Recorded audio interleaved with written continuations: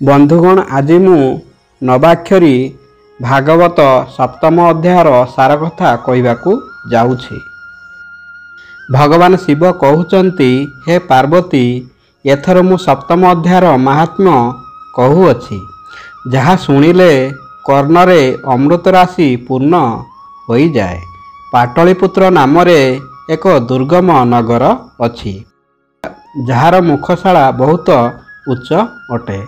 यही नगर रे शंकुकर्ण नामक एक ब्राह्मण रहुथिला, जे कि वैश्य वृत्ति रे बहुत धन उपार्जन करिथिला, किंतु केबे हेले पितृतर्पण बा देवपूजा करि नथिला। से धन उपार्जन निमित्त राजा मानंकु भोजी देउथिला। दिनकर कथा, यही ब्राह्मण निजर चतुर्थ विवाह पाई निजर पुत्र बंधुबांधवों संगे यात्रा करुथाए।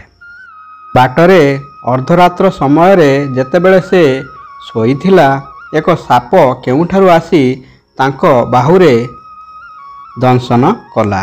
सर्प दंशन रे एपरी अवस्था हला जे मणिमंत्र किंबा औषध केउथिरे हेले तार शरीर रक्षा होई पारिला नाही। ताहापरे किछि क्षण परे तार प्राणवायु उड़ीगला। पुणी बहुत समय अतीत हेबा परे से सर्पजनी रे उत्पन्न हैला। तार मनरे धनर बासना रही थाए। से पूर्व वृत्तांत को स्मरण करी भाबिला, मु घरर बाहरे जेउ कोटि कोटि धन पति रखिथिली, सेथिरु यही पुत्र मानंकु वंचित करी स्वयं तार रक्षा करिबी। दिने सर्पजनी रे प्रकट होई पिता स्वप्नर पुत्र मानंकु भेटी निजर मनोभाव जणाइला। यहाँ पर तार स्वेच्छाचारी पुत्रगण सकाळे उठी बड़ विस्मय एकाबेले परस्पर को रातिर स्वप्न कथा कहिले।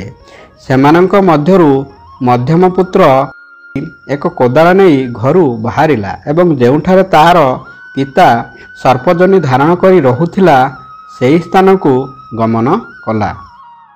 जदिओ धन थिबा स्थान को ठीक ठीक जानी नथिला, तथापि से चिन्ह द्वारा निश्चय करिनेला एवं लोभग्रस्त होई सेठारे पहुंची सेही स्थान रे गर्त खोलिबा आरंभ कला। सेतेबेले सेही हुंकारु एक बड़ भयानक सर्प प्रकट हैला एवं कहिला, रे मूढ़, तू किए? काहींकि एठाकू आसीछु? काहींकि एठारे गर्त खोलुछु? अथवा किए तते पठाइछि? ये सबु कथा मते कह। पुत्र कहिला, मु आपणक पुत्र। मु रातिरे देखिथिबा स्वप्न जोगु विस्मित होई एठिकार सुवर्ण नेबा पई कौतूहलपूर्ण होई आसीछि। पुत्रर एही कथा सुनी साप हसी हसी उच्च स्वर रे एही प्रकार स्पष्ट वचन कहिला, जदि तू मोर पुत्र होइथाउ तेबे शीघ्र मते बंधन मुक्त कर। मु पूर्वजन्म रे पति रखिथिबा धन पाई सर्पजनी रे उत्पन्न होइअछि। पुत्र पचारिला, पिताजी, आपणकर मुक्ति किपरि हेबो? यार उपाय मते बताई दियंतु, काहींकि ना मु एही राति रे समस्त को छाड़ी आपणक निकट को आसीछि। पिता कहिले, पुत्र, गीतार अमृतमय सप्तम अध्यायरु छाड़ी मते मुक्त करिबाकू तीर्थ गमन, दान, तप एवं यज्ञ मध्य केही समर्थ नुहंती। केवल गीतार सप्तम अध्याय ही प्राणी मानंकु जरा, मृत्यु आदि दुखरु मुक्तिदान करिपारे। मोर श्राद्ध दिन गीतार सप्तम अध्याय पाठ करी ब्राह्मणंकु श्रद्धापूर्वक भजन कराओ। एथिरे निसंदेह मोर मुक्ति होई जिवो।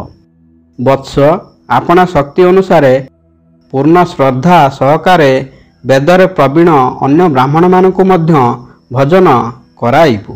सर्पजनी रे पड़िथिबा पितार एही कथा सुनी समस्त पुत्रगण तांकर आज्ञा अनुसार तथा तहिरु मध्य अधिक गीता पाठ एवं ब्राह्मण भजन कराइले।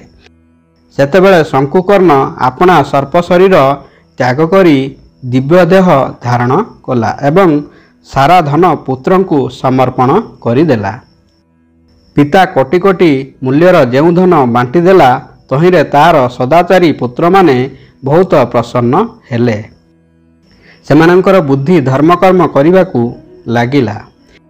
ଏଇଥିପାଇଁ ସେମାନେ ବାମ୍ଫି, କୂପ, ପୋଖରୀ, ଯଜ୍ଞ ତଥା ଦେବମନ୍ଦିର ପାଇଁ ଏହି ଧନକୁ ଉପଯୋଗ କଲେ ଏବଂ ଅନ୍ୟଶାଳା ମଧ୍ୟ ତିଆରି କଲେ। ତତ୍ପଶ୍ଚାତ୍ ସପ୍ତମ ଅଧ୍ୟାୟକୁ ସଦା ଜପ କରି କରି ସେମାନେ ମୋକ୍ଷ ପ୍ରାପ୍ତ ହେଲେ। ଭଗବାନ ଶିବ କହିଲେ, ହେ ପାର୍ବତୀ, ଏଠାରେ ତୁମ୍ଭକୁ ସପ୍ତମ ଅଧ୍ୟାୟର ମାହାତ୍ମ୍ୟ କୁହାଗଲା, ଯାହାକୁ ଶ୍ରବଣ ମାତ୍ରେ ମାନବ ସବୁ ପାପରୁ ମୁକ୍ତ ହୋଇଯାଏ। ବନ୍ଧୁଗଣ, ଭିଡ଼ିଓଟି ଭଲ ଲାଗିଲେ ଭିଡ଼ିଓ ଗୋଟେ ଲାଇକ୍ ଏବଂ ଆମ ଚ୍ୟାନେଲକୁ ସବସ୍କ୍ରାଇବ୍ କରିବାକୁ ଭୁଲିବେନି। ଧନ୍ୟବାଦ। ଜୟ ମହାଦେବ।